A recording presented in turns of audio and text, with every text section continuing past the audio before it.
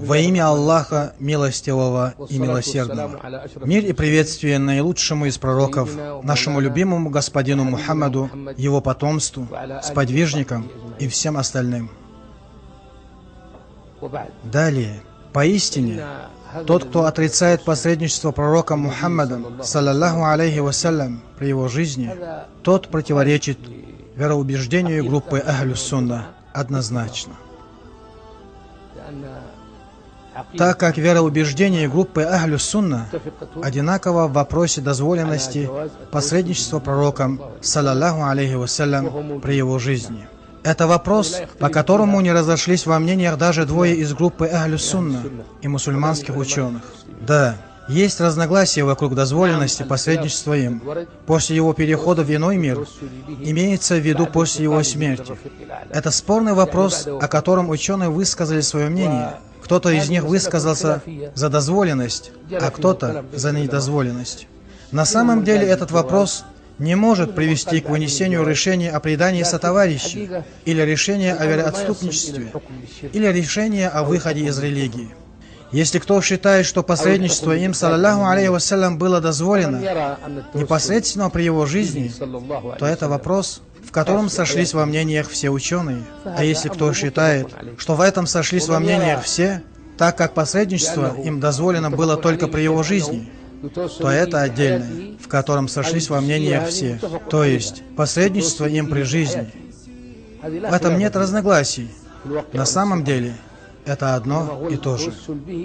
А что касается посредничества им после его смерти, могу направить вас, своих братьев, друзей и дорогих мне людей, что тут разногласие в одном моменте, в правильном произношении. Имеется в виду, что тот, кто отрицает посредничество или не признает посредничество пророка Мухаммадом, саллаллаху алейхи вассалям, после его перехода в мир иной, отрицает одну часть, которая известна всем в народе. Это есть посредничество непосредственно пророком. Например, говорят: «О мой Аллах, я прошу Тебя и молю Тебя посредством Твоего пророка».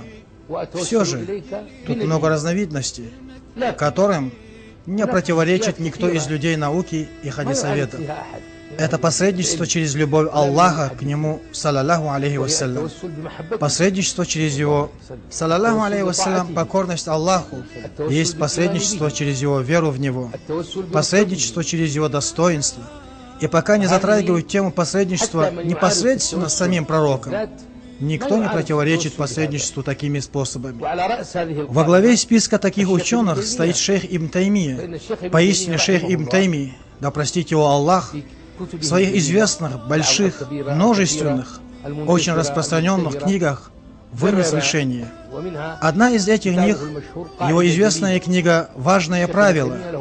Шейх Ибн Таймия, его книга «Важное правило в мольбе и посредничестве».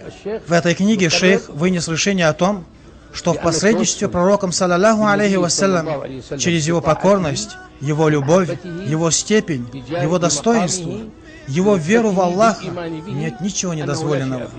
То есть это решение в этом вопросе до такой степени, я считаю это, не только я, а наши шейхи и ученые считают это от шейха Ибн Таймия разумным и справедливым в ограничении разногласий. Конечно, с мнением Ибн Таймия, кроме него самого, никто и не считается.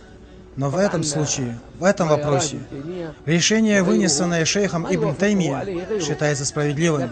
Шейх Ибн Таймия, когда не соглашался или не признавал посредничество непосредственно пророком, взял и вынес решение дозволенности в данном вопросе посредством чем-нибудь другим, исключая непосредственность, связанную с непосредственностью самого пророка. А это посредничество верой в Него, посредничество любовью к Нему, посредничество преданностью Ему, посредничество любовью Всевышнего Аллаха к Нему. Получается, что молящий должен просить так: «О Аллах, поистине я люблю Твоего пророка Мухаммада, саллаллаху алейхи вассалям, и я прошу Тебя посредством моей любви к этому пророку». Это один пример. Или, например, молящий говорит: «О мой Аллах, я убежден, что Твой пророк Мухаммад, саллаллаху алейхи вассалям, любит Тебя». В этом тоже нет ничего недозволенного. Этому никто не противоречит. Кого мы найдем несогласным в вопросе, что пророк любит Аллаха? Этот вопрос, который является убеждением, что пророк любит Аллаха, или Аллах любит его, или сподвижники любят пророка, саллаллаху алейхи вассалям, или пророк, саллаллаху алейхи вассалям, любит сподвижников.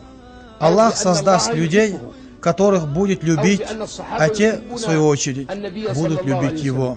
Вот этому убеждению до этого момента не противоречит никто.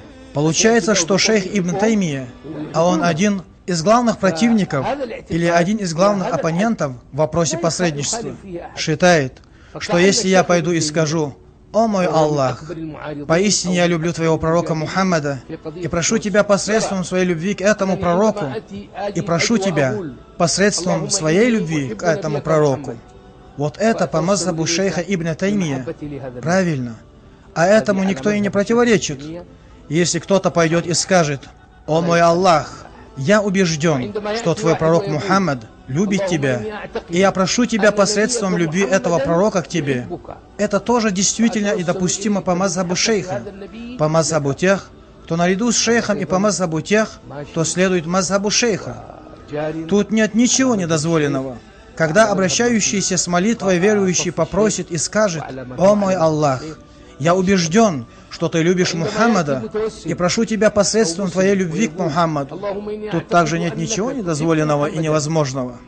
Если кто, то придет и скажет: «О мой Аллах, я убежден, что твой пророк Мухаммад любит нас и стремился к тому, в чем благо для нас. Поистине, я уверовал в Него и прошу тебя посредством своей веры в Него». Вот до этого момента речи это есть, в чем сошлись во мнениях все ученые, в чем нет разногласий среди ученых. Есть всего лишь один момент, которого я хочу объяснить, в котором и имеется разногласие, чтобы объяснить вышесказанное, а это есть посредничество непосредственно пророком. «О мой Аллах, я прошу тебя посредством твоего пророка Мухаммада, саллаллаху алейхи вассалям».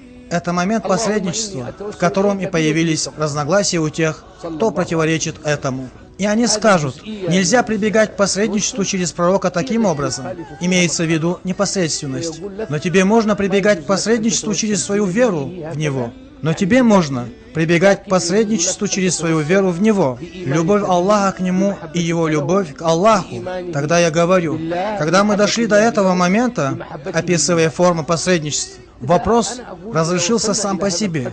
Так какая разница между тем, кто говорит: «О мой Аллах, я прошу тебя посредством Мухаммада непосредственно», и между тем, кто говорит: «О мой Аллах, поистине я люблю твоего пророка и прошу тебя посредством своей любви к нему».